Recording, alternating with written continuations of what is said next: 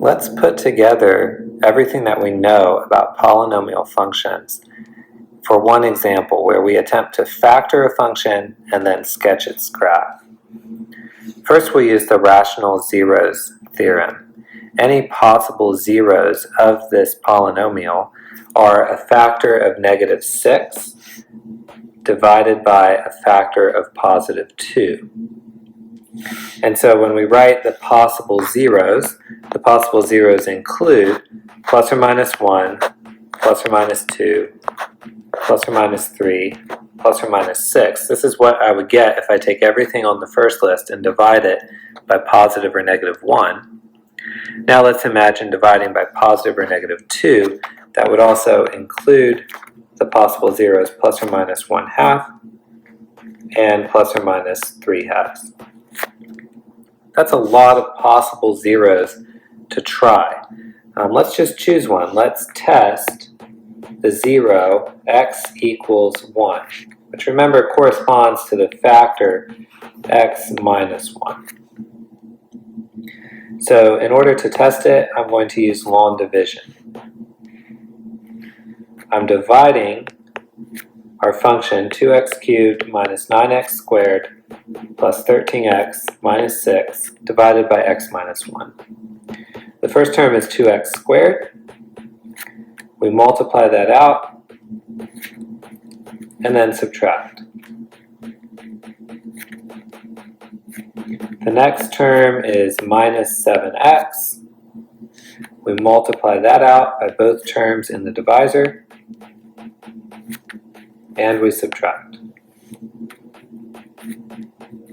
The next term is plus 6. We multiply that out by the divisor and subtract. And our remainder is 0. We got lucky with that test. Because the remainder is 0, x minus 1 is actually a factor, and x equals 1 is actually a 0. So that means I can now express the function f of x in partially factored form as x minus 1 times 2x squared minus 7x plus 6. Let's look at that quadratic factor and try to break it down into linear factors. The linear factors would begin with 2x and x, and I need numbers that multiply to 6. We're going to try minus 3 and minus 2. If I multiply out the inner and outer terms there, I should get a sum of -7x.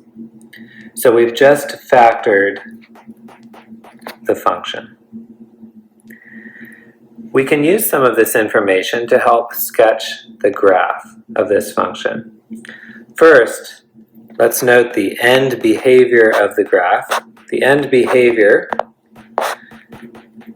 is like y equals 2x cubed. Remember, end behavior is based only on the leading term of the function, and 2x cubed is the leading term. So when I begin to sketch this graph, I can already say that it goes upward in the upper right quadrant and downward in the lower left quadrant. And what are the zeros of this graph?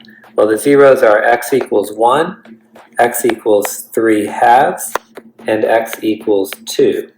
Or you could say those are the x-intercepts. They each have a multiplicity of 1, which means that the graph crosses the x-axis in each of those points. At x equals 1, x equals 3/2, and x equals 2. So it appears as though our function must do this. It goes down to x equals 2, crosses the graph, comes back up at x equals 3/2, goes back down, crosses at x equals 1, crosses the x-axis, the y-axis somewhere down here, and then goes downward. We can add a couple of points to this. For example, I could find the y-intercept. The y-intercept is when x equals 0, so I could take the expanded form of the polynomial and plug in x equals 0. So I would have 2 times 0 cubed minus 9 times 0 squared plus 13 times 0 minus 6. Y will equal negative 6. So when x equals 0, y equals negative 6. We could show that point on the graph if we want more clarity. 1, 2, 3, 4, 5, 6. Let's add the point right here.